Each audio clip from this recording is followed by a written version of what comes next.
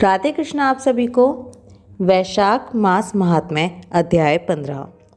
इसके बाद नारद जी कहते हैं, मिथिलापुरी का धर्मात्मा राजा इस अद्भुत चरित्र को देख हाथ जोड़ सुखपूर्वक बैठे हुए ब्राह्मण से कहने लगा, हे महात्मन, मैंने ये बड़ा अद्भुत तथा आश्चर्यमय चरित्र देखा, जिनके धर्म के प्रताप से इक्ष्वाकु वंशीय राजा की मोक्ष हो गई।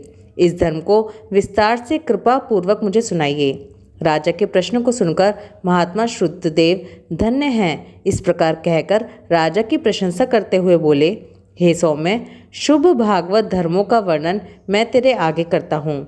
इसको जान लेने से प्राणी सांसारिक जन्म आदि बंधनों से छूट जाता है।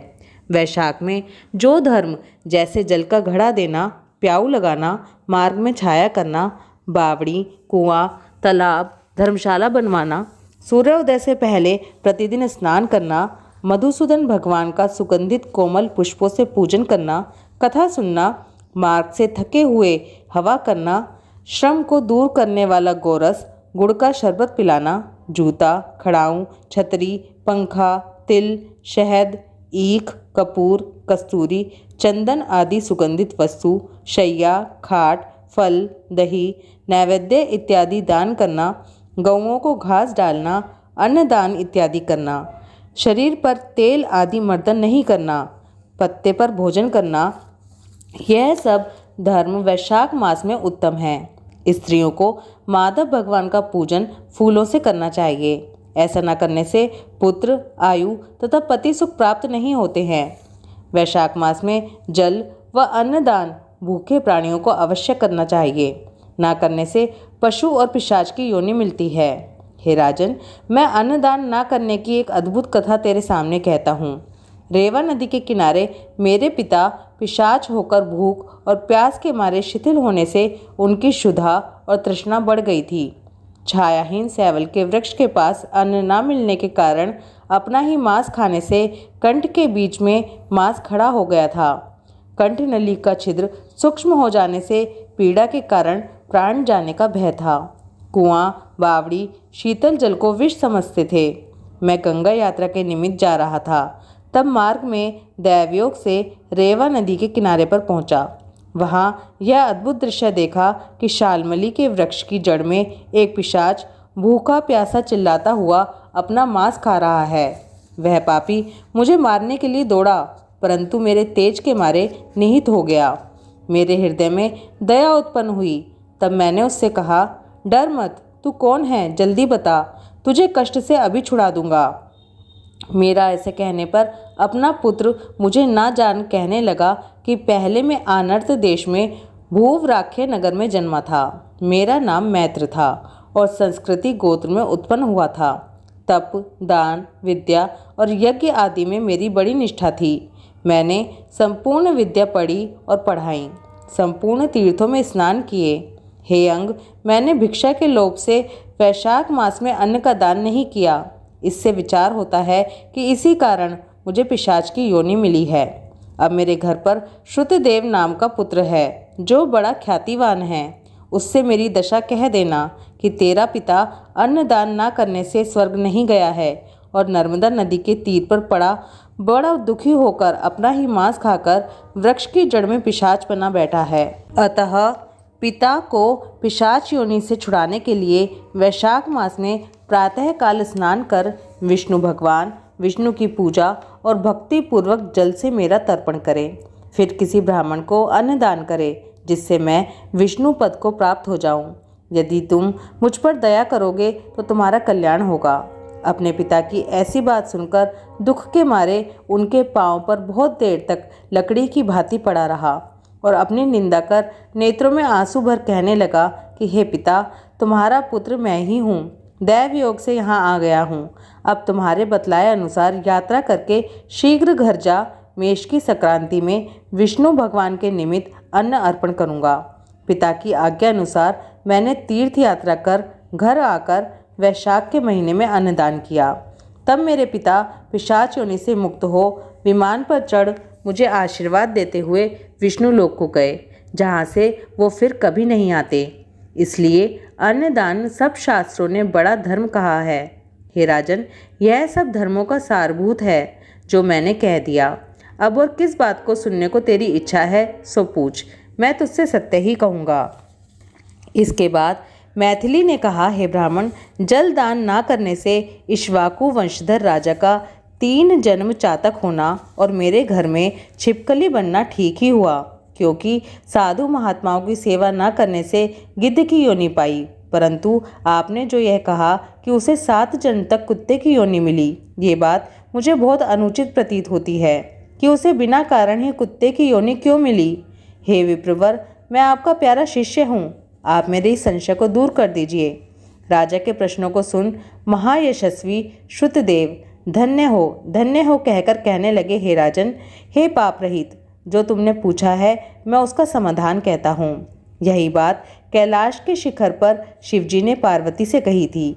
सब लोकों की रचना कर उनकी आमुष्मिक और ऐहिक 2 प्रकार की स्थिति बनाई, जल सेवा, अन्न सेवा और औषधि सेवा। हे महाभागे, ये तीनों ऐहिक यानी कि इस लोक की स्थिति के हेतु हैं। साधु सेवा, विष्णु सेवा और धर्म सेवा, ये तीनों परलोक की स्थिति के हेतु हैं। ऐहिक हेतुओं का करना तत्काल धन संपत्ति देता है। ऐहिक हेतुओं का करना तत्काल धन संपत्ति दे देता है। अप्रिय बातें कहना भी दुख का हेतु होता है। यहाँ एक पुराना इतिहास वर्णन करते हैं जो ऐसा पापनाशक और अद्भुत है जिसके सुनने से रोमांच हो जाता है। यज्ञ दीक्षा में उपगत दक्ष प्रजापति एक समय महादेव जी को बुलाने कैलाश पर गए। उन्हें देखकर उन्हीं की भलाई सोच महादेव जी ने उठकर उनका आदर नहीं किया। शिवजी ने सोचा, मैं संपूर्ण देवताओं का गुरु हूँ। स्वामी सेवक के आने पर पति स्त्री के लिए, गुरु शिष्य के लिए नहीं उठते। जो स्वामी स्वयं भूते आदि के लिए उठते हैं उनकी आयु, धन और यश तत्काल नष्ट हो जाते हैं। इसलिए मुझे उठना उचित नहीं है। यह मेरा प्यारा श्वशुर है। इससे विचार करके दक्ष प्रजापति की भलाई सोच महादेव जी आसन से नहीं उठे। तब महादेव जी के द्वारा उठकर आदर न किए जाने के कारण दक्ष प्रजापति को बहुत ही क्रोध आया और अनेक प्रकार से महादेव जी के आगे ही निंदा करने लगे कि ऐसा अहंकारी जिसका धन केवल एक बूढ़ा बैल है, कपाल की हड्डी धारण करते हैं, शमशान में घर है, सर्पों के आभूषण धारण कर रखे हैं, संग में रात दिन भूत प्रेत पिशाच ऐसे ऐसे दुर्जन रहते हैं। दुरात्मा नारद के बताने से मैंने अपनी कन्या सती का विवाह इसके संग कर दिया। ये भी अलग धर्म वाली हो गई। मैं इसे कभी नहीं सह सकता। मेरी पुत्री से भी मुझे कोई प्रयोजन नहीं है। ऐसे विमूढ़ आत्मा दक्ष ने सती और शंकर जी को निमंत्रण नहीं दिया और अनेकों प्रकार के कुवाक्य कहकर चला गया। इसके पश्चात यज्ञ स्थान में जाकर ऋत्विक और मुनियों को संग ले विधि पूर्वक यज्ञ करने लगा और शंकर जी की निंदा करता रहा। ब्रह्मा और विष्णु को छोड़ सिद्ध, चारण, गंधर्व, यक्ष, राक्षस और किन्नर आदि सभी देवता उस यज्ञ में गए। तब सती की इच्छा अपने कुटुंबियों से मिलने तथा उत्सव देखने की हुई। स्त्रियां स्वभाव की चंचल होती हैं। महादेव जी के मना करने पर भी जाने की मन में ठान ली। महादेव जी बोले, हे वरवर्णिनी, सभा में बैठकर ये मेरी सदा निंदा करते हैं जो तुम सह नहीं पाओगी और तुम निश्चित ही शरीर त्याग दोगी। अतएव तुम अपने पिता के घर मत जाओ, वहाँ जाने से तुम्हारा कल्याण नहीं होगा। इस प्रकार समझाने पर भी सती नहीं रुकी, अकेली घर से निकल पैदल ही चल पड़ी। तब नंदी ने चुपचाप सती को अपनी पीठ पर बैठा लिया और महादेव जी के करोड़ों भूत आदिगण पीछे चलने लगे। सती जी महलों में होती हुई किसी के ना बोलने पर उदास हो महादेव जी की बात याद कर यज्ञ मंडप में गईं। वहाँ पर भी दक्ष प्रजापति और सभा के सब लोगों को अपनी तरफ देख किसी के ना बोलने पर सती जी वहाँ खड़ी होकर रुद्र की आहुति तक पिता की चेष्टा देखती रहीं। जब दक्ष ने रुद्र को छोड़ आहुति दी तो सती आंखों में आंसू भर अकुला कर बोली, बड़ों का अपमान करने से कल्याण नहीं होता। तुमने रुद्र की आहुति नहीं दी है। ये जितने ऋषि मुनि महात्मा इकट्ठे हैं, इन्होंने भी तुम्हारी दुष्ट बुद्धि दूर नहीं की। विधाता इनके भी विमुख ज्ञात होता है। सती की ऐसी बातें कहने पर पुषा देवता मुख फाड़कर हंसने लगे। शुक्राचार्य दाढ़ी और मूछ फड़फड़ाने लगे। बहुत से भुजा, पांव और कक्षाओं को फड़फड़ाने लगे और दक्ष की निंदा करने लगे। उनकी बातों और पति निंदा सुनने का प्रायश्चित करने के लिए क्रोध से लाल हो शरीर त्याग करने का विचार कर सबके देखते देखते सती होम की अग्नि में गिर पड़ी। सती के गिरते ही बड़ा हाहाकार मच गया। महादेव जी के गण भागकर शिव जी के पास पहुंचे और सब कथा कह सुनाई। शिव जी ने यह सुनते ही उठकर कालांतक के सामने क्रोध से एक जटा उखाड़ पृथ्वी पर दे मारी, जिससे बड़ा बलवान महाकाय वीरभद्र उत्पन्न हुआ। उसके सहस्त्र भुजाती और रूप यमराज के समान था। वो महादेव जी के सम्मुख हाथ जोड़कर कहने लगा कि क्या आज्ञा है। ये सुन रुद्र भगवान क्रोध करके अपने सम्मुख खड़े हुए वीरभद्र से बोले कि तुम बड़े बड़े बलवान भूतगणों को अपने साथ ले जाकर मेरे निंदक दक्ष का नाश कर दो, जिसके कारण मेरी प्रिय सती को शरीर त्यागना पड़ा है।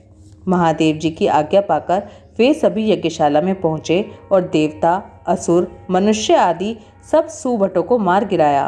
पुषा के दांत उखाड़ डाले तथा दुरात्मा भृगु की दाढ़ी मूंछ उखाड़ डाली। जिसने जो अंग फड़काया था उसका वही अंग वीरभद्र ने उखाड़ फेंका और दक्ष के सिर की रक्षा भृगु के मंत्र बल से करने के कारण बड़े उद्योग करने पर भी सिर ना कटा। तब रुद्र ने स्वयं आकर उस दुरात्मा का सिर काटकर अलग कर दिया और यज्ञ में जो आए थे उनका संहार कर गणों सहित कैलाश को चले गए। मरने से जो बचे थे वे ब्रह्मा जी की शरण में गए।